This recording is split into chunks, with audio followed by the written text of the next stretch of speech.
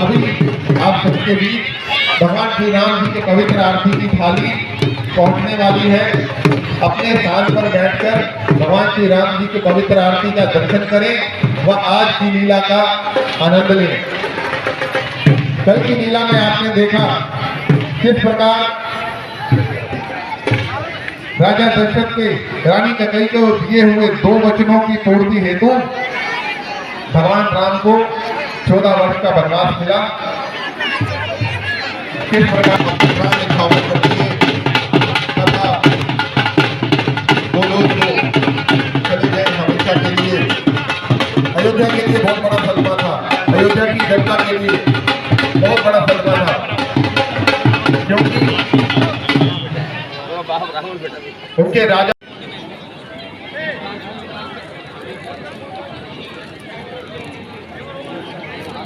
प्रणय कुटी का निर्माण करके भगवान राम व लक्ष्मण जी के द्वारा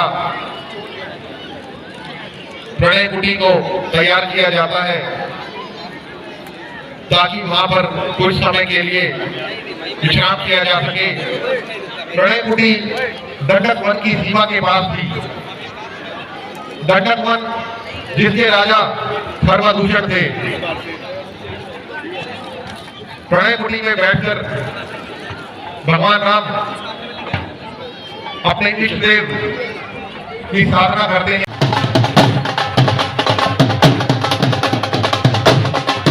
नशे में चूर, अपनी सुंदरता व गरुड़ के नशे में चूर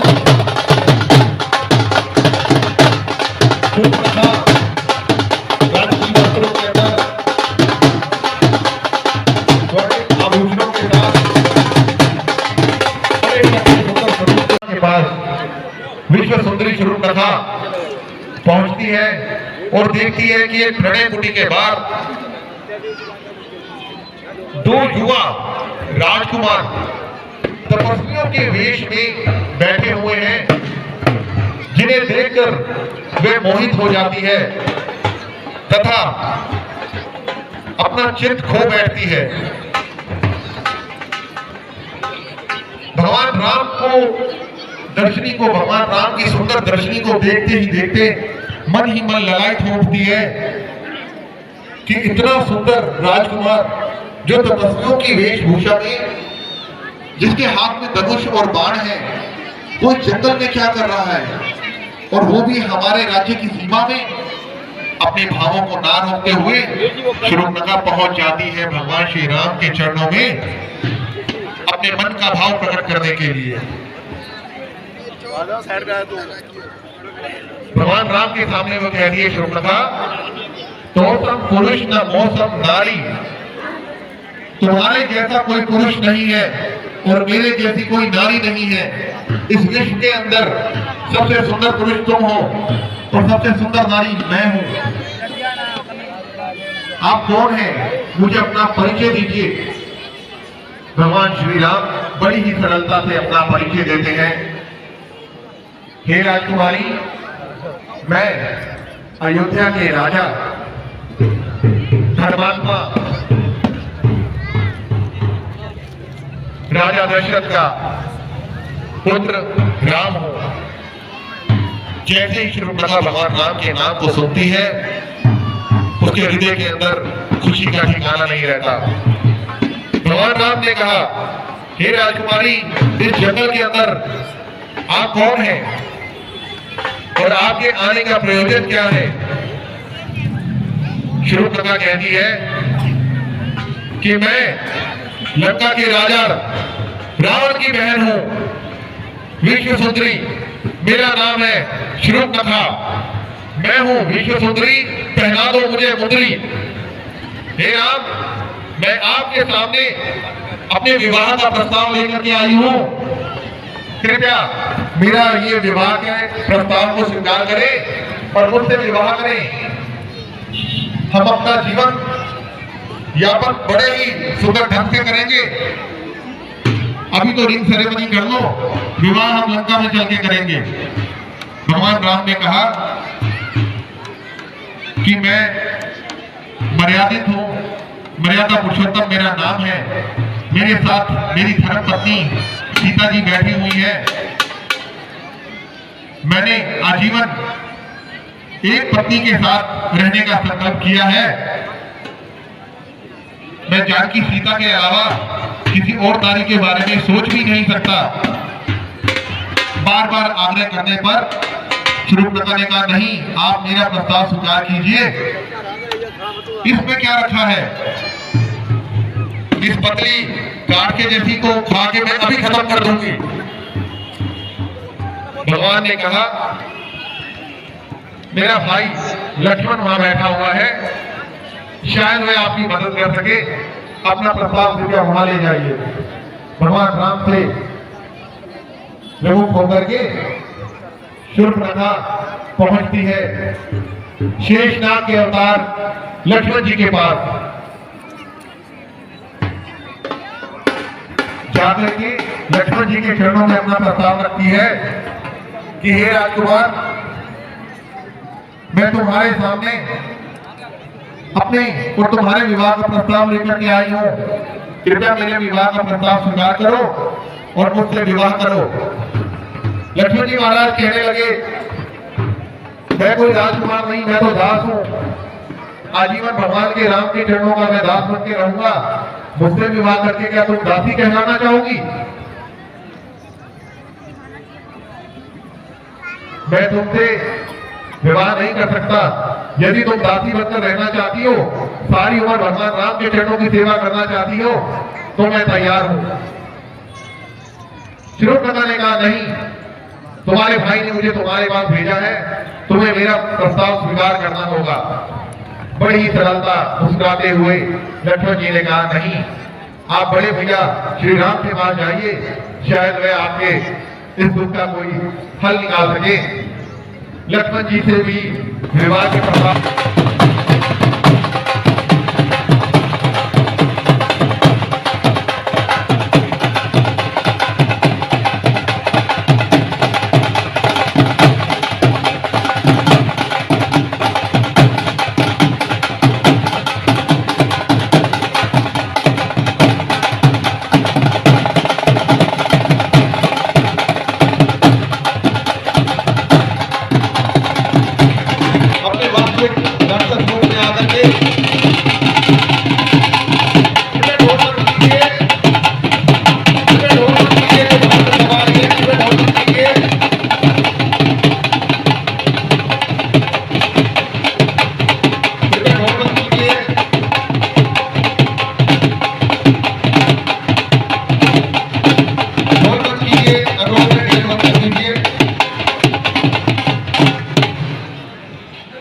राक्षस रूप के अंदर शूर्पणखा आती है और सीता मां जानकी की तरफ बढ़ती है। माता जानकी की तरफ बढ़ते हुए देखते हुए भगवान श्री राम लक्ष्मण जी को आदेश देते हैं, लक्ष्मण उठो और इसे इसकी उद्दंडता का दंड दो। भगवान लक्ष्मण जी शूर्पणखा की तलवार के साथ दांत काट देते हैं। दांत काटने के बाद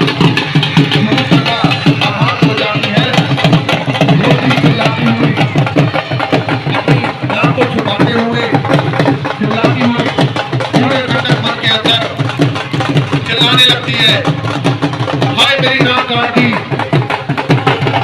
के राजा रावण की बहन की नाक काट गई।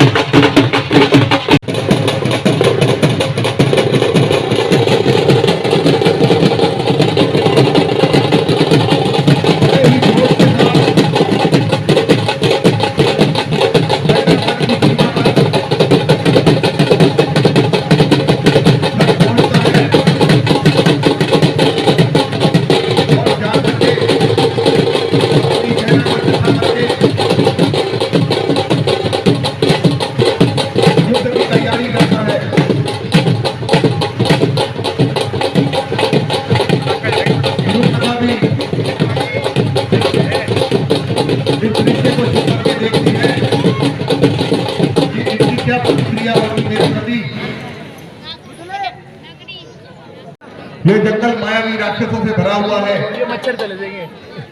कदम कदम पर हमें ऐसे राक्षसों के साथ हट जा यार वो युद्ध करना होगा। यहाँ पे आ जा बीच में।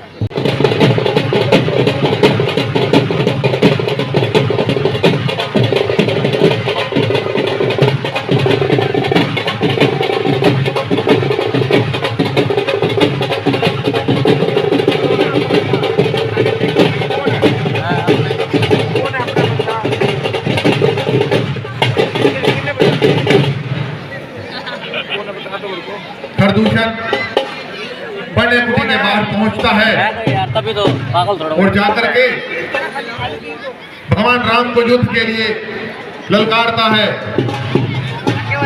कौन है नाम तो अपनी जबान जिसका ये दुस्साहस, जिसने मेरी बहन की ये दशा की। खरदूषण के महल में पहुंचती है, चिल्लाती हुई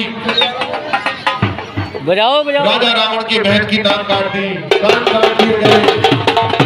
खरदूषण की बहन की नाक काट दी, कान काट दिए गए।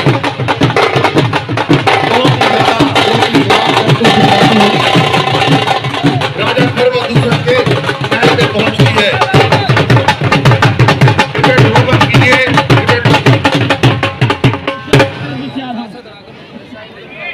शूर्पणखा खरदूषण के पास जाकर के महल में पहुंचती है। भैया दुहाई हो भैया, आपके राज्य में इस अबला नारी के साथ ये क्या कृत्य किया गया? आपके होते हुए मेरी नाक व कान काट दिए गए। खरदूषण को बड़ा ही क्रोध आया। खरदूषण ने कहा, बहन किसकी हिम्मत हुई, किसका ये दुस्साहस हुआ, चार बंदे और आ रहे हैं, किसने ये तुम्हारे साथ किया? बैठ कर आराम से। शूर्पणखा ने कहा, वीडियो कॉल चला रहा भैया मैं आकाश मार्ग से विचरण करते हुए अपनी सीमा की सुरक्षा करते हुए खंडक वन की सीमा पर पहुंची, जहां बड़े ही सुंदर दो राजकुमार थे। उनके साथ विश्व सुंदरी तीनों लोग में ऐसी सुंदर नारी जो मैंने आज तक नहीं देखी, वो उनके साथ थी। मैंने उनके सामने जाकर के प्रस्ताव रखा कि इस नारी को राजा रावण के महल में होना चाहिए। वन में ये क्या कर रही है? उन्होंने मेरी नाक काट दी। मैंने कहा कि मैं राजा खरदूषण की बहन हूं। उन्होंने आपका भी बड़ा उपहास किया, मजाक उड़ाया आपका। आपके होते हुए ये कैसे हो सकता है? आपको मेरी कटी हुई नाक की कसम, आपको मेरा प्रतिशोध लेना होगा। मैं आपकी बहन हूं। अपने बहन के ऐसे वचन सुन करके खरदूषण ने कहा, बहन तुम चिंता मत करो, तुम्हारे इस अपमान का पूरा बदला लिया जाएगा। अपनी बहन के अपमान के बदला लेने के लिए बड़े ही क्रोधित रूप में खरदूषण तैयारी करता है। तुम्हें फल अवश्य मिलेगा।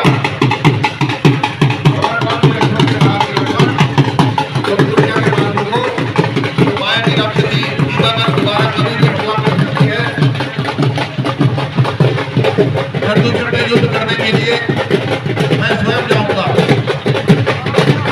हमारे श्री राम अपने तीखे घोड़ों से सेना का संहार करना शुरू कर देते हैं। भगवान श्री राम के एक ही बाण से 14 राक्षसों के सर धड़ से अलग होकर के धरती पर गिर जाते हैं। पूरे जोश और आवेश के अंदर खरदूषण भगवान राम से लड़ने के लिए आतुर। ये देख करके खरदूषण बहुत ही तीखे बाणों से सेना का संहार कर रहे हैं। कहने लगे, राम को माया करते हो और थोड़ी सी माया जान करके हमें भ्रमित कर रहे हो, लेकिन तुम्हें मेरी माया के बारे में बिल्कुल भी ज्ञान नहीं है।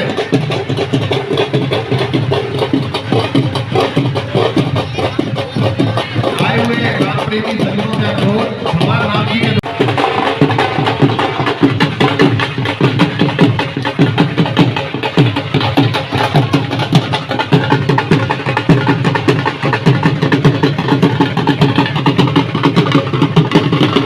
भगवान राम जी के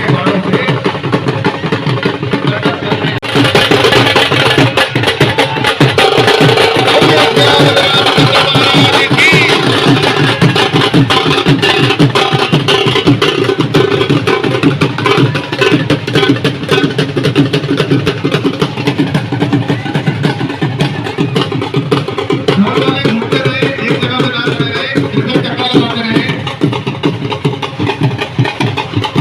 ढोल वाले भाई घूमते रहे, साथ-साथ चक्कर लगाते रहे। भगवान श्री रामचंद्र जी महाराज और घर के अंदर विजय प्रोग्राम शुरू हो गया है। सभी भगवान राम के जो भगत हैं, वो भगवान राम का जयकारा लगाएंगे। बोलो सियावर रामचंद्र महाराज की, बोलो पवन हनुमान की।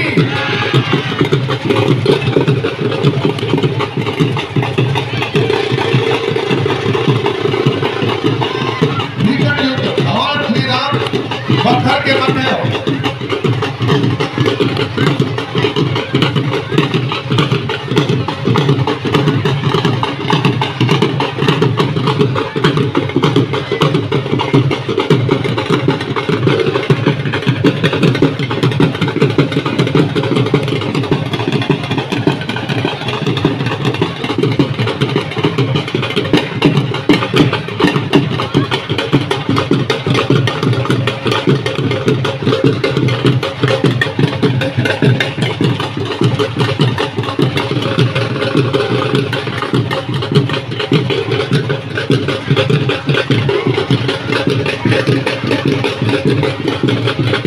बड़ा ही भीषण युद्ध दोनों के अंदर ऊपर चली है।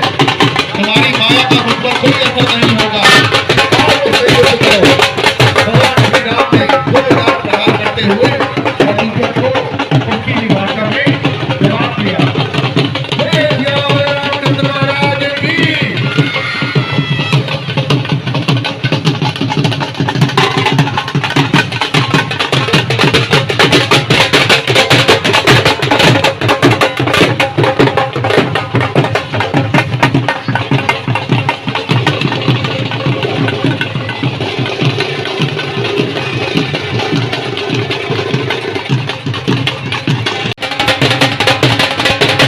आप जहां पर भी हैं, अपने स्थान पर बैठे रहिए।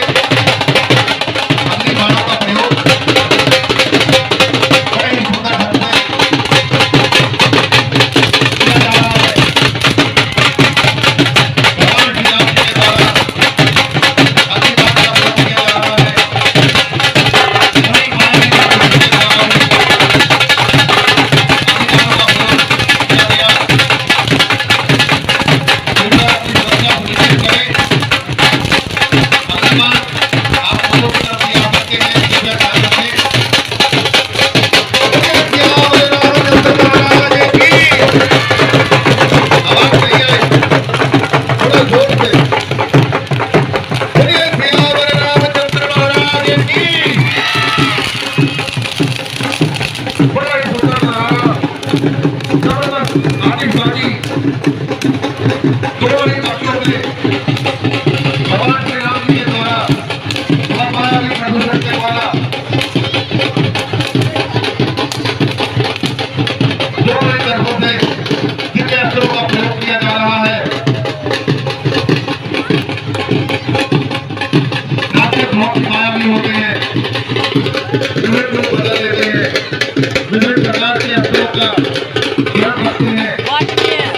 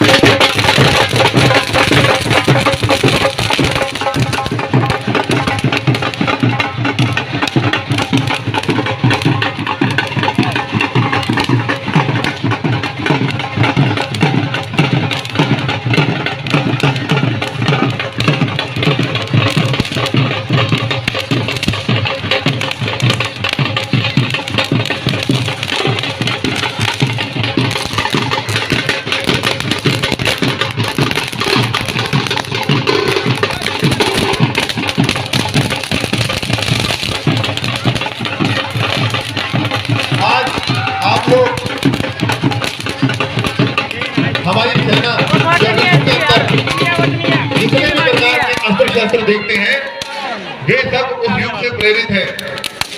भगवान राम के युग से ही दिव्य अस्त्रों का प्रयोग किया जाता था, जो आज हमारे देश की सेना, हमारे देश की रक्षा के लिए उपयोग करती है। ब्रह्मास्त्र, अग्निबाण, पृथ्वी मिसाइल, ये सभी रामचरितमानस के प्रेरणादायक स्रोतों से लिया गया है और आज भी हमारे देश की सुरक्षा में विभिन्न प्रकार के अस्त्र शस्त्र हमारी सेना हमारे देश और हमारी जनता की रक्षा के लिए उपयोग करती है। ये प्रतीक वहीं से ली गई है।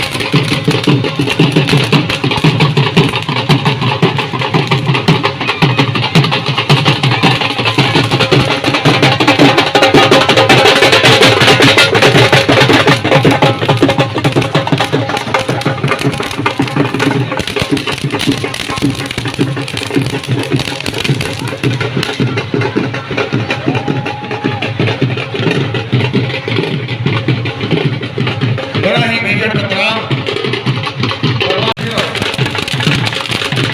आप देख रहे हैं। कल की लीला बड़ी सुंदर लीला होगी, यहाँ पर अपनी बहन के अपमान का प्रतिशोध लेने के लिए लंका नरेश रावण के द्वारा मां सीता का हरण किया जाएगा। भगवान राम के धर्म भक्त जटायु के द्वारा भीषण संग्राम रावण के साथ किया जाएगा। मैं तब आप कल की लीला को देखेंगे। कृपया बैठे रहिए, अपने स्थान पर बैठे रहिए। लीला भी चलेगी, लीला भी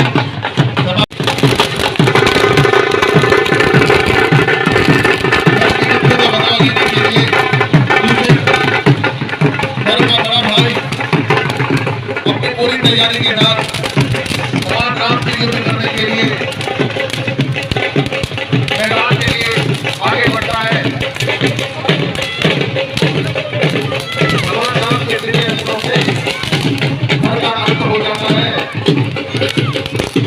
और घर का भाई पूजन करने के लिए भगवान राम से जोड़ देने के लिए अपनी पूरी तैयारी के साथ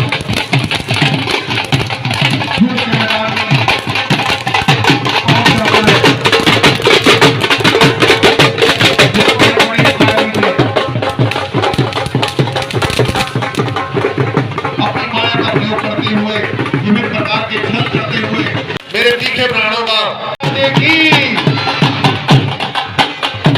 जय श्री राम, जय श्री राम।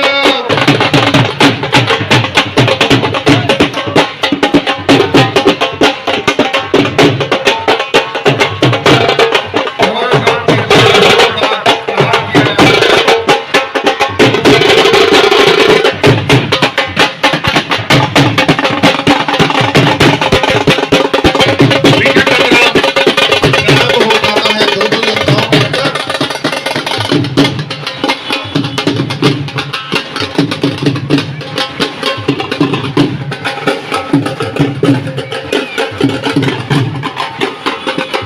जाते यार।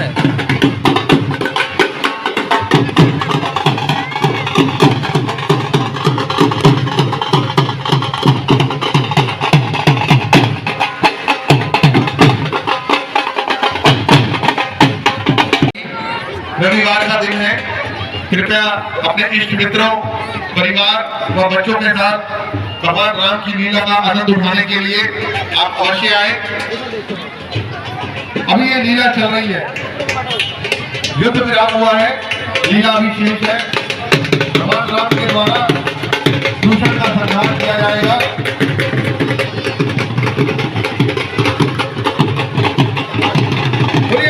रामचंद्र महाराज की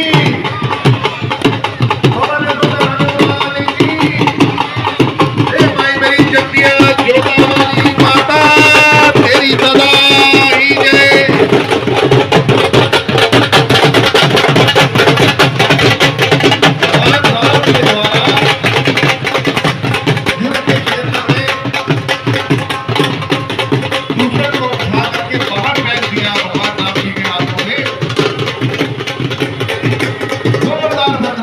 भीषण युद्ध